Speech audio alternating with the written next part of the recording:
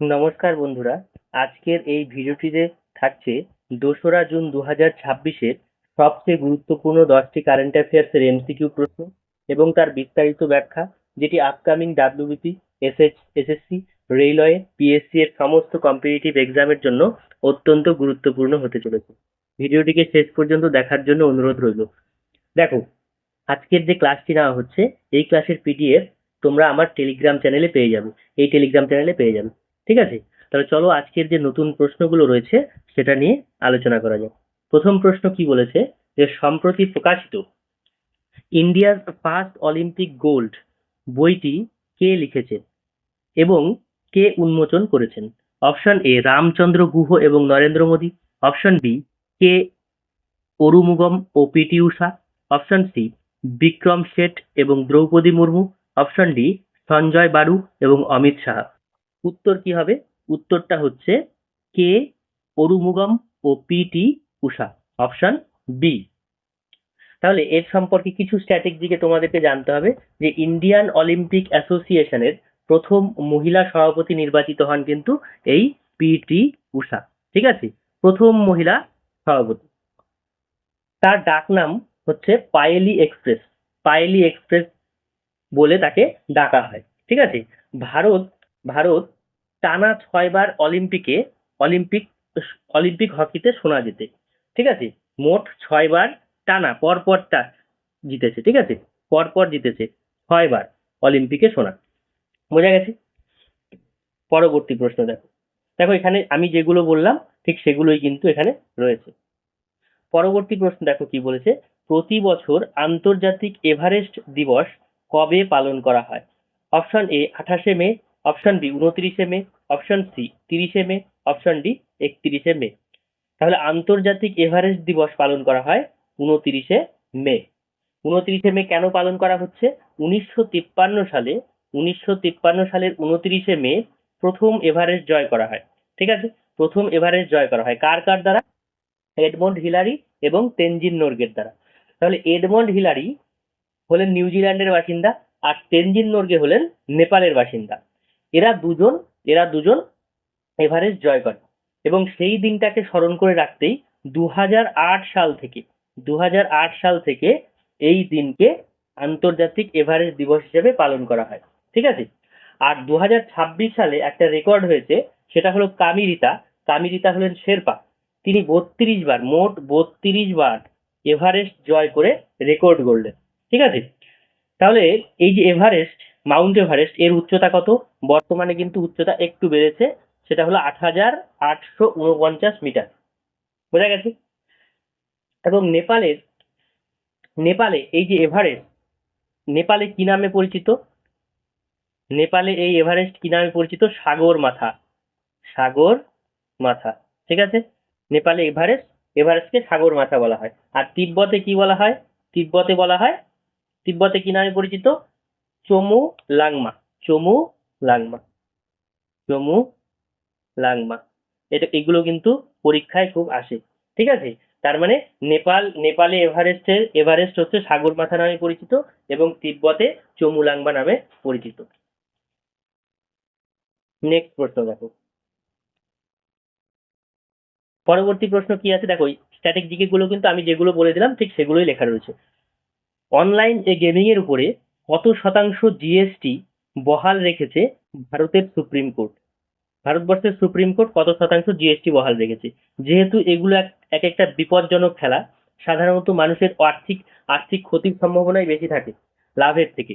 সেই কারণে দেখো, এখানে option A 12%, option B 18%, option C 28%, option D 35%। তাহলে উত্তর হচ্ছে 28%, মানে সর্বোচ্চ জিএসটি যেটা রয়েছে, এবং মানে সেটাকেই বহাল রাখা হয়েছে। কেন বহাল রাখা হয়েছে এত এত পার্সেন্ট? তার কারণ আগেই বললাম, যে এগুলো হচ্ছে বিপজ্জনক একটা পরিস্থিতি। অনলাইন গেমিং এ সাধারণত বেশিরভাগ মানুষেরই ক্ষতি সাধন হয়, এবং সুইসাইডাল সুইসাইডাল টেন্ডেন্সি সেগুলোও দেখা যায়। অনলাইন গেমিং খেলতে গিয়ে সর্বশান্ত হয়ে মৃত্যু পর্যন্ত হয়েছে। ঠিক আছে? তাহলে এবার দেখো, যে জিএসটি কবে চালু হচ্ছে। তাহলে জিএসটি সম্পর্কে তোমাদের জানতে হবে। জিএসটি কবে চালু হয়? First of first of July 2017। 2017 সালে 4টি কোটাতে জিএসটি চালু হয়। হাইয়েস্ট রেট কত? জিএসটির হাইয়েস্ট রেট হচ্ছে 28%। ঠিক আছে, 28%। আর জিএসটি কাউন্সিলের সভাপতি কে হন? জিএসটি কাউন্সিলের সভাপতি হন কেন্দ্রীয় অর্থমন্ত্রী। ঠিক আছে, ফাইন্যান্স মিনিস্টার। দেখো পরবর্তী প্রশ্ন, রাষ্ট্রপুঞ্জের কনফ্লিক্ট রিলেটেড সেক্সুয়াল ভায়োলেন্স এর ব্ল্যাক লিস্টে প্রথমবার কোন দেশের সশস্ত্র বাহিনীকে অন্তর্ভুক্ত করা হলো? এখানে যে অপশনগুলো রয়েছে তার মধ্যে দুটো অপশন অ্যান্সারে হবে। দেখো, option A Ukraine, option B Russia, option C Israel, option D France. তাহলে উত্তর হচ্ছে রাশিয়া এবং রাশিয়া এবং ইসরায়েল, এই দুটো দেশের ক্ষেত্রেই কিন্তু সশস্ত্র বাহিনীকে অন্তর্ভুক্ত করা হয়েছে, মানে ব্ল্যাক লিস্টে প্রথমবারের মতো সশস্ত্র বাহিনীকে অন্তর্ভুক্ত করা হয়েছে। বোঝা গেছে কিনা? তাহলে ইউএনওর সদর দপ্তর কোথায়?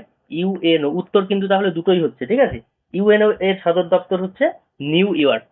নিউ ইয়র্ক মানে মার্কিন যুক্তরাষ্ট্রের নিউ ইয়র্কে। মহাসচিব বর্তমানে রয়েছে অ্যান্টোনিও গুতেরেস। Antonio Guterres. আর স্থায়ী সদস্য কে কে রয়েছে? স্থায়ী সদস্য রয়েছে ইউএস, মানে ইউএস, তারপর হচ্ছে ইউকে, ঠিক আছে, তারপর রাশিয়া, রাশিয়া, তারপরে চীন, আর আর হচ্ছে ফ্রান্স। এতগুলো দেশ রয়েছে, 5টি দেশ পূর্ণ মানে স্থায়ী সদস্য হিসেবে এখন কাজ করছে। ভারতবর্ষ কিন্তু এর স্থায়ী সদস্য নয়। ঠিক আছে, দেখো এখানেও যেগুলো লেখা রয়েছে সেগুলোই আমি বিস্তারিতভাবে আলোচনা করে দিলাম। পরবর্তী প্রশ্ন, স্লোভেনিয়ার নতুন প্রধানমন্ত্রী হিসেবে সংসদীয় অনুমোদন পেলেন কে? Option A Robert Golob, option B Zoran, option C Janez Jansa, option D Borut Pahor. উত্তর কি হচ্ছে? উত্তর হচ্ছে অপশন সি জানেজ জানসা। জানেজ জানসা। তাহলে এর ক্যাপিটাল কি? এই যে স্লোভেনিয়ার রাজধানীর নাম হচ্ছে লুম্বিয়ানা। লুম্বিয়ানা। আর মুদ্রা হলো ইউরো। মুদ্রা হচ্ছে ইউরো। এই যে দেখো, স্লোভেনিয়ার রাজধানী হচ্ছে লুম্বিয়ানা, মুদ্রা হলো ইউরো। পরবর্তী প্রশ্ন, সার্থক পিডিএস প্রকল্পের মূল লক্ষ্য কি? অপশন এ ডিজিটাল শিক্ষা, অপশন বি স্বাস্থ্য সেবার উন্নয়ন, অপশন সি রেশন ব্যবস্থার আধুনিকীকরণ, অপশন ডি কৃষি ভর্তুকি। তাহলে উত্তর হচ্ছে রেশন ব্যবস্থার আধুনিকীকরণ। রেশন ব্যবস্থার আধুনিকীকরণ। তাহলে এই সম্পর্কে জানতে গেলে রেশন ব্যবস্থা মূলত দেখো এখানে এনএফএসএ এর ফুল ফর্মটা জানলেই হয়ে যাবে, এত কিছু না জানলেও হবে। এনএসএফএ এর ফুল ফর্মটা একটু জানতে হবে। এনএসএফ এর ফুল ফর্ম কি? National food safety authority. এটি কবে পাস হয়? এটি পাস হয় 2013 সালে। ঠিক আছে, নেক্সট প্রশ্ন, যে প্রতি বছর হিন্দি সাংবাদিকতা দিবস কবে পালন করা হয়? অপশন এ 23শে মে, অপশন বি 28শে মে, অপশন সি 30শে মে, অপশন ডি 1 জুন। তাহলে উত্তর হচ্ছে 30শে মে, অপশন সি। কেন পালন করা হচ্ছে? 1826 খ্রিস্টাব্দে 1826 খ্রিস্টাব্দে কলকাতাতে 30শে মে, মানে 1826 সালের 30শে মে কলকাতাতে ভারতের প্রথম হিন্দি সংবাদপত্র উদন্ত মার্তণ্ড প্রকাশিত হয় কলকাতা থেকে। সেই দিনটাকে স্মরণ রাখার জন্যই এই প্রতি বছর হিন্দি সাংবাদিকতা দিবস হিসাবে পালন করা হয়। ঠিক আছে, তাহলে উত্তর হচ্ছে 30শে মে। পরবর্তী প্রশ্ন, আইইএ এর 2026 সালের রিপোর্ট অনুযায়ী বিশ্বের মোট রেয়ার আর্থ মেটালের প্রায় 44% কোন দেশের রয়েছে? Option A Australia, option B যুক্তরাষ্ট্র, অপশন সি চীন, অপশন ডি রাশিয়া। উত্তর হলো চীন। চীনের কাছে এগুলো রয়েছে, যে কারণে দেখবে চীন কিন্তু বিভিন্ন টেকনোলজির দিক থেকে অনেকটাই এগিয়ে। কারণ এই সমস্ত রেয়ার আর্থ মেটাল, এগুলো দামি মোবাইল ফোন, ট্রানজিস্টার, বিভিন্ন যে এলিমেন্ট গুলো রয়েছে আমাদের দৈনন্দিন জীবনে ব্যবহৃত বিভিন্ন ধরনের যে পদার্থসমূহ রয়েছে সেগুলোর মধ্যে প্রচুর পরিমাণে এই রেয়ার আর্থ মেটাল ব্যবহার করা হয়। ঠিক আছে, তো তার বেশিরভাগ অংশই রয়েছে কোথায়? চীনে।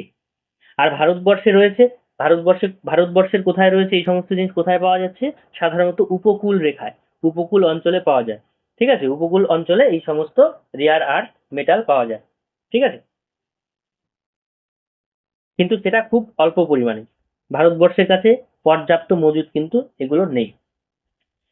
৯ নম্বর প্রশ্ন, ২৯শে মে ২০২৬-এ কোন দেশ তাদের ১৯তম প্রজাতন্ত্র দিবস পালন করছে? Option A Bhutan, option B Nepal, option C Myanmar, option D Bangladesh. উত্তর কি হবে? উত্তর হচ্ছে নেপাল। নেপালের রাজধানী কাঠমান্ডু। পরবর্তী প্রশ্ন কি বলেছে, যে সরকারি জুনিয়র অথবা ইন্টার কলেজে বিনামূল্যে প্রাতরাশ এবং মিড ডে মিল উভয় চালু করার সিদ্ধান্ত নিয়েছে ভারতের কোন রাজ্য? প্রথম রাজ্য। Option A Karnataka, option B Tamil Nadu, option C Telangana, option D Andhra Pradesh. উত্তর হচ্ছে তেলেঙ্গানা। তাহলে তেলেঙ্গানা কবে গঠিত হয়েছে? তেলেঙ্গানার রাজধানীটা আগে তোমাদের জানতে হবে। তেলেঙ্গানার রাজধানী হচ্ছে হায়দ্রাবাদ। হায়দ্রাবাদ। হায়দ্রাবাদ। কবে গঠিত হয়েছে? Important question. Second of June. Second of June. Second of June কত সাল? 2014 সাল। আর এটা কততম রাজ্য হিসেবে আত্মপ্রকাশ করেছে? 29তম। 29তম। ঠিক আছে। মুখ্যমন্ত্রী বর্তমানে রয়েছেন রেবন্ত রেড্ডি। রেবন্ত রেড্ডি। ঠিক আছে। তাহলে দেখো আজকের মতো এ পর্যন্তই। ভিডিওটিকে ভালো লাগলে তোমরা লাইক, শেয়ার এবং সাবস্ক্রাইব করবে। ভিডিওটিকে শেষ পর্যন্ত দেখার জন্য অনেক অনেক ধন্যবাদ।